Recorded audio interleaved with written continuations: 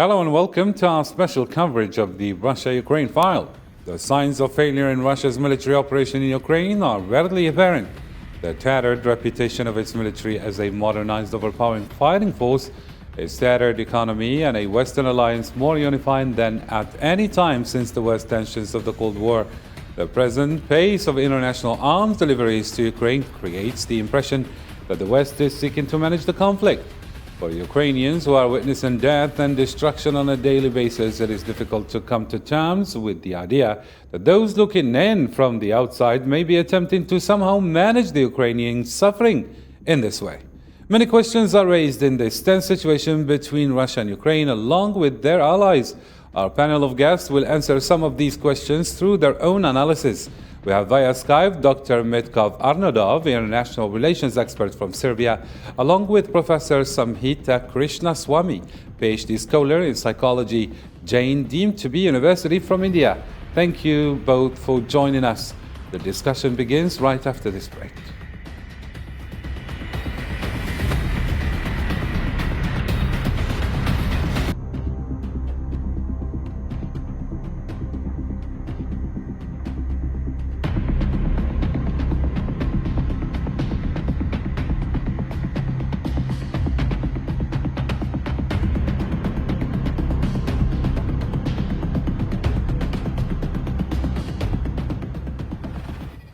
And before we delve into any discussion, let's start with the latest updates on the Russia-Ukraine file.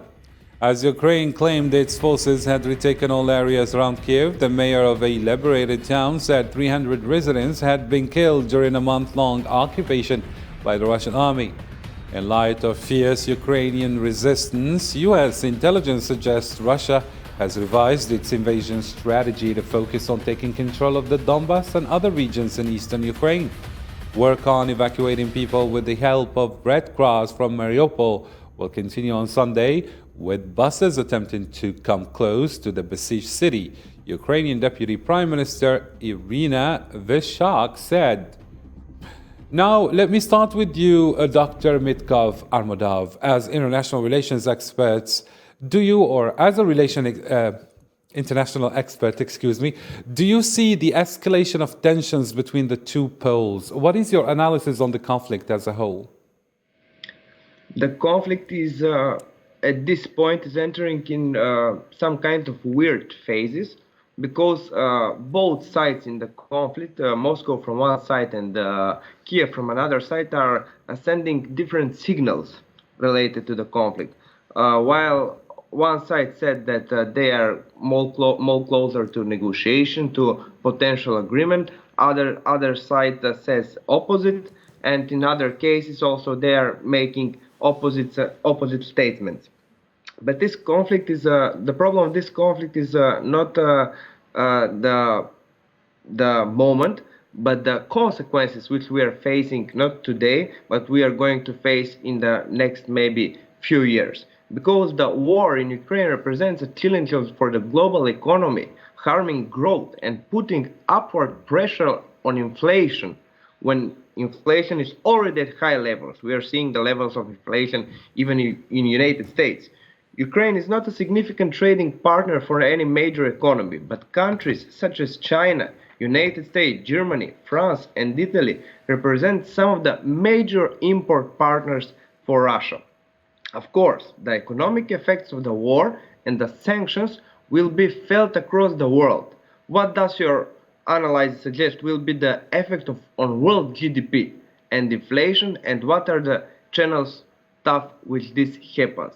What this means that after global COVID pandemic, we are facing additional, maybe even major global challenge that we are not sure, even Western allies, even Russia, how it will be finished. Very nice indeed. Now let me move on to you, Ms. Samhita. Based on the light of our distinguished guest analysis, can you tell us, as a scholar in psychology, how do you analyze the consequences of this conflict? What kind of psychological war is Russia waging against Ukraine? And is this a psychological war affecting Russian people as well? What's your analysis of this situation? Right. So, as a psychologist and primarily as a cognitive psychologist, I would say that any kind of war cannot be justified, and no war is a just war.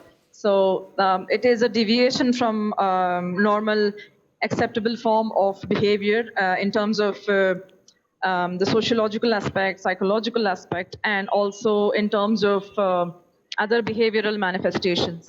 So I think that the solution is actually a kind of diplomatic agreement or a set of talks that can actually bring about benefits to both parties without causing harm, or at least like making Samhita, sure could you that please least amount take of off the mic of your mouth? Just let it that way so I can hear you better. Yes, go ahead, please. Right, right. So I was saying that any kind of war is not justifiable. Any kind of war is unjust, and war definitely has um, a psychological effect which is extremely tremendous, and it can have a traumatic effect not only on the current generation but also on future generations. And we call this epigenetic trauma in psychology. So it's almost like it gets embedded into the person's physiology, that kind of trauma. And then let's say the person has a baby, and that trauma will still be there in the mind of the baby subconsciously. So war is definitely not good anytime and in any place. Very nice. Let's move on to this piece of information. A series of airstrikes rocked Odessa, Ukraine's main port on the Black Sea in the southwest of the country on Sunday morning after an attack by Russian army. However, the rocket attack did not result in any casualties, according to the Ukrainian army. Following these explosions, which occurred around 6 or 3 GMT, several huge columns of black smoke and flames rose above an industrial area.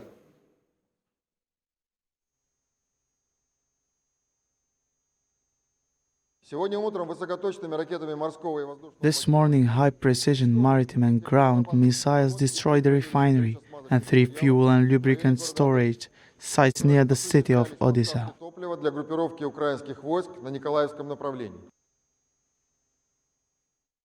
Now we are joined live by Dr. Abdel Toumi, who joined us just the talk show. So we can say hello to Abdel Toumi. Abdel Toumi, welcome and thank you for joining us. Good afternoon, sir, and thank you for having me. And so I don't know whether you have been following the report, but I would ask you generally, what could Russia be hiding to Western nations? And why is Russia's military performing so poorly, since you have been following this from the very beginning? Indeed, I mean, it looks like the Russian, I mean, they do understand that they did shift their strategy from trying to take Kiev, and it looks like it has become very, very difficult. And so they are now focusing on the east side, on the Donbass area, and also eventually keep also pushing on Metropole. It's in a strategic position. Now on the south part, it's still, I mean, in the long-term strategy of the Russian occupation of Ukraine. But it looks like the new tactics that have been set is to keep the pressure on the Ukrainian authorities on one hand, and also to kind of not let the message is for the local audience, not let the Russians, I mean, at home, even the morale for the military as well, don't feel like it is kind of they gave up on the main or the ultimate goal that was set to take Kiev and set, another dynamic on this war. Thank you so much. Dr. Mitko Arnodov, according to you, what could Russia be hiding next? And why is Russia's military performing so poorly? Can we speak about Russia's failure here on the ground? I could not say for any kind of Russian failure. I cannot say what is going next, what will happen this afternoon or the next day, because the whole operation, the whole war in Ukraine, which we are watching the last 30 and more days, do not have concretized steps. So situation is changing on the ground from day to day, and we're watching it how one side are taking cities or some places. Also, it is happening with the other side. Negotiation has continuation, but also they are stacking from time to time because of the different topics, because of the different conditions both sides represent to each other. I'm not sure why at this moment Russia is working this way. His army, Russian army, is leaving the Kiev area, whether it is preparation for higher, stronger operation, or it is some kind of their sign, Moscow's sign for openness for negotiation. But it would be unthankful to say what will happen and to give correct answer why Russian army is doing this, what is doing in the last 2 days. Because if you ask me as an international relations expert, 30 days ago, before the war has started, I even would say that Russian President Vladimir Putin will never enter in such kind of operation. Very nice. Back to you, Ms. Samhita. What does the war mean for ordinary Ukrainians and ordinary people around the world? Right. So for ordinary people in Ukraine and in Russia and other parts of the world, I think this has come as an overwhelming shock, and it has been an unprecedented, sudden, almost like an explosion of their psyche in terms of their economic instability, which has been caused by the war, and psychological consequences, as well as many other kind of problems related to the migration and geographically unsettling problems that have been brought about by the war, because I don't think this was kind of expected to turn out in such a huge disastrous form that has resulted in the bombing of innocent civilians in Ukraine. So I think that it is definitely a shock, and the Ukrainian people, the ordinary people, will definitely need a tremendous amount of support, not only in terms of money and donation, but also in terms of psychosocial support and other kinds of support for the years to come. Now, let me share with you this info. Ukrainian President Volodymyr Zelensky, in a video address, said that the global architecture has failed, while Ukrainian authorities claim that the entire Kiev region is now liberated. Let's take a listen. The global security architecture has failed. Peace for us will not be the result of any decision of the enemy somewhere in Moscow. We must not have empty hopes that they will simply leave our country. We can only fight for peace. We can get it through battles and simultaneously in negotiations and simultaneously through vigorous daily work. We didn't ask for anything special from the officials in Budapest. We didn't even get what everybody else is doing for peace. We have not received the vital transit to defense aid. We have not seen moral leadership. We saw no efforts to stop the war. Why? I get back to you, Dr. Mitkov Arnodov. You were saying that it is unlikely to tell what's going to happen in the future. And here we have Volodymyr Zelensky saying that diplomacy is failing. There is no real effort to de-escalate perhaps the tension and stop the war. Do you think there would be a possibility for this conflict to go even further into aggression? Could it be turned into a World War III? I agree with Mr. Volodymyr Zelensky that world security infrastructure has failed in this moment. But I would remind him and also the Russian side that also they are part of global security infrastructure. Western allies from one side, and also with Ukraine, and from the other side, Moscow and its partners do not reach any diplomatic solution, even sustainable in the mid-term, bearing in mind that all sides were aware what would happen if they enter into war. Because we have, through history in the last 100 years, the two biggest wars that has happened in the human civilization. Now, I'm not sure what will happen, because this is not, according to me, war between East and West. This is not reopening the new era of Cold War. But I think that this is war between national economic interests and national security interests. And now the question is whether will prevail the national economic interest.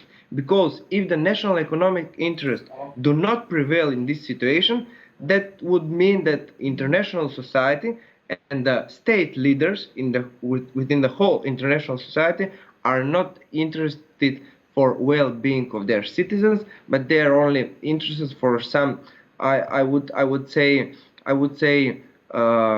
unrealistic national security interest. Because if we are interested to create a security infrastructure on global level, then how we're going to create it if we're going to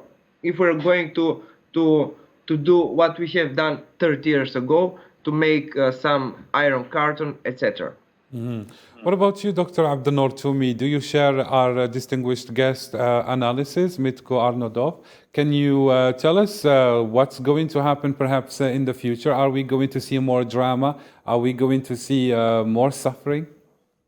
Indeed, I mean, besides the drama and the suffering, and that will be touching the civilians, and this is war, and this is tragic. And also, we all know, I mean, there is a humanitarian crisis going on.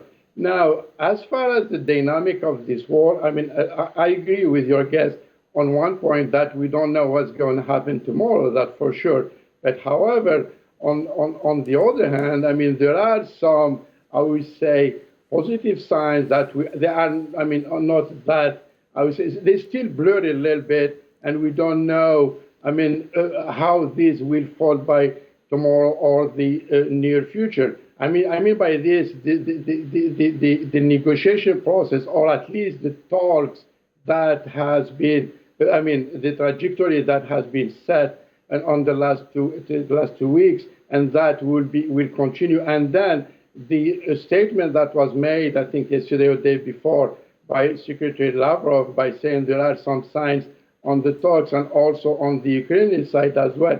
All this brings to the point that actually the main superpower are not ready for a clash, and I don't think they will lead to what I mean we are, or again, hope will not happen by the Third World War or something like a clash between the two main superpowers. But however, the issue of this security in Europe is now on the table, and it is seriously, Europe's security is seriously on threat, and I think this is why the main European countries are worried, and we saw how Germany shifted its defense doctrine, so that the neighboring countries who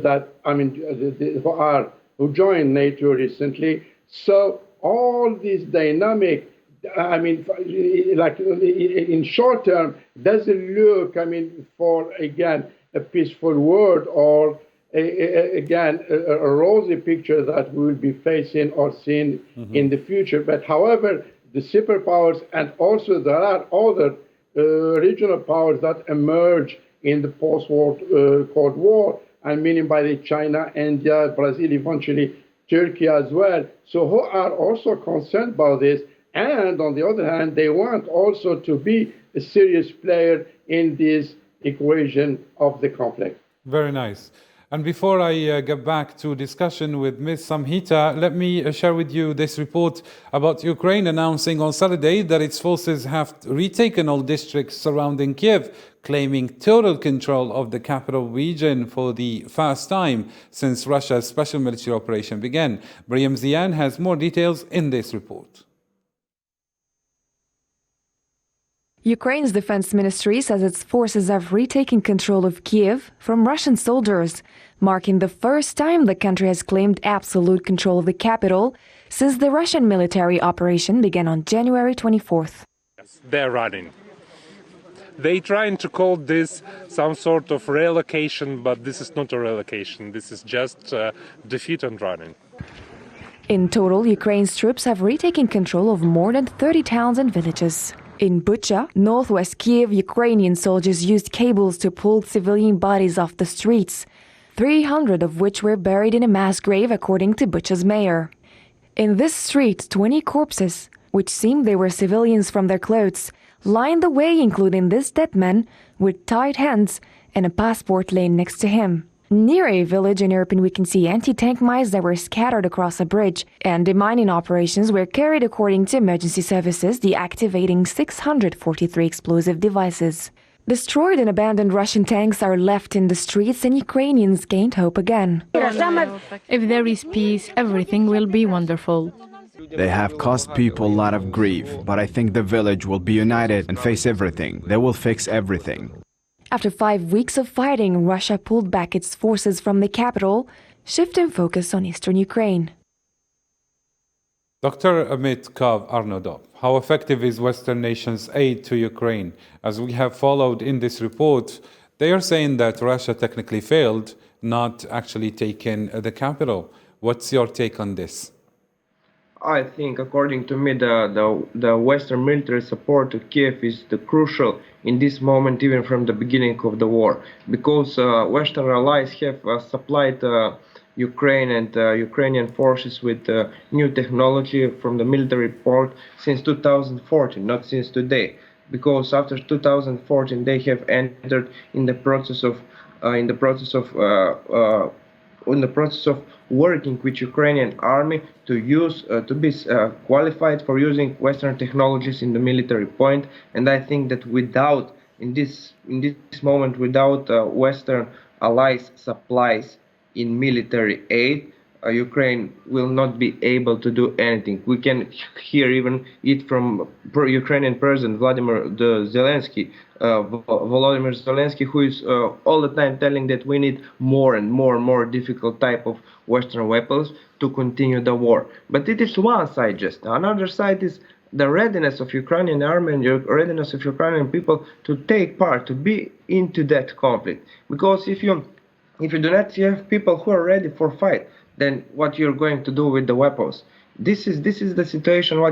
What maybe has surprised Moscow. Maybe Moscow does not expected such kind of behavior of Ukrainian people, who many of them has left the country before in front of all women and child, but a lot of men citizens have stayed in their country and continue take part of the war. And it is a very interesting situation, bearing in mind that we are in 21st century, in the century of digitalization, of new technologies, where people are not very interested for war. We have seen during the Second World War or First World War. This is new reality for Ukrainian people. So you're saying that perhaps the world is looking for a humane law and order. What about you, Ms. Samhita? I mean, what's your reading on this?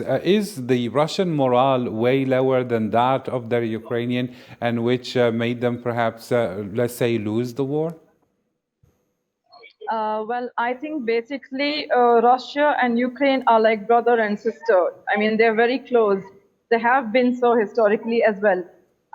I think that the fact that the people and the civilians, innocent people, children, and hospitals, targeting these kinds of places and innocent people, citizens of these countries, is not the solution at all. And because the only solution, I think, is to not take this forward, not take this war forward, and definitely not to accelerate this war into turning it into like a third world war. Because I think if we do happen to use some advanced technology and actually wage a third world war, I do not think that we will have anything left for the next few decades. I mean, everything will be destroyed. So the only solution, I think, is to bring about peace in the world, to bring about peace. And for this particular reason, I think that a group of people, different categories of professionals must come together to kind of promote peace across the world. Not only politicians, but also psychologists, also people, also common people, and people who are advisors to politicians, and more importantly, political psychologists and international relations experts who can advise uh, the big leaders as to what decisions they must actually take now. So even a single decision might cause a catastrophic impact on the world, and therefore it is very important right now to not act with emotion, but rather with a rational and logical reasoning, thinking about the future from a futuristic viewpoint as to what would be the consequences, not just for Ukraine, not just for Russia, but to all the other nations in the world and to our planet as well. Very nice. What Hence, about peace. you, Dr. Yeah. Abdel Toumi? I would like to hear your opinion on this. How long do you think Ukraine could have resisted without the Western nations' help protecting Ukraine? And can we say that this is technically a failure of Russia in its operation? Is it a miscalculation? How do you analyze this? Or maybe Russia perhaps is just regrouping? Actually, I mean, to take the part of your question about the reaction of the Ukrainians, actually that was a surprise, and this surprise has surprised the Russians themselves and also their supporters in the West. And because we can't, if we're talking about the failure here, we can't talk maybe about intelligence failure from the Russian side. However, the Ukrainian resistance and the Ukrainian, I would say, victory on the ground was, I mean, pretty much done or helped by the intelligence services that were provided by Western and notably the Americans. So indeed, it is there is. Again, I think I said this before in previous shows. I mean, the Russians didn't expect the reaction of the Ukrainian as a whole. And to some extent, I mean, President Putin, what he did, he revived or he, I would say, cemented the Ukrainian identity / nation. So this is why, I mean, then the Russians found out that, I mean, their initial operation objectives didn't work, and it was, again, by the military terms. And now, Dr. Abdel Toumi, we can also speak about resistance, domestic resistance. I mean, more than 170 people were arrested on Saturday, just Saturday in Russia for protest against the Russian military operation in Ukraine. More than 178 people were arrested in 15 Russian cities. In Moscow, a sit-in against the Russian military intervention in Ukraine was scheduled in Zaryadye Park in the shadow of the Kremlin, and soon after, police began arresting people sitting on park benches in the middle of a snowstorm. So, Dr. Abdel Toumi, I get back to you. What are the reasons which lead these Russian citizens to stand against their government by protesting and calling for ending the conflict? I mean, it's still symbolic. I mean, sure, I mean, they have the right to do so, but we know, I mean, the system, the political system is very close, and there is no such, I would say, a free voice to do that. And it's very, very important. I mean, during the wartime, it's very hard for, I mean, for the opposition voice to raise against the authorities who launched this operation. So it's still, I mean, on the moral aspect, it's still a good move. However, it's not going, I mean, affect directly neither the operation, yes, public opinion nor the decision makers. Yes, indeed. Dr. Mitko Arnodov, is there a possibility that these protests within Russia could help de-escalate the tensions? Please, briefly, because we're running out of time. No. It could not escalate the tensions. The war will continue as it is ongoing, and it does not depend on the sanctions, on the protesters and protests in Russia.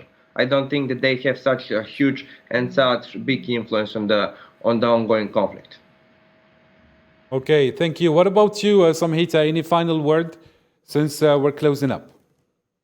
Right. So I think that the innocent civilians must be left out of this war, and it must not be targeted at certain categories of people like Russian scientists and Russian researchers who are not being allowed to publish papers in high impact factor journals. I think this is definitely not a fair practice as well. Because we see that across the world, all countries do have phenomenal, outstanding scientists. Thank you so much, Samhita. Sorry, we're running out of time. It's time to close up the discussion. Thank you so much, our distinguished guests, for joining our live discussion here, special coverage on Russia-Ukraine. Thank you, dear viewers, for keeping it here on All 24 News with me. Next up is our news. Thank you so much for watching. Bye for now.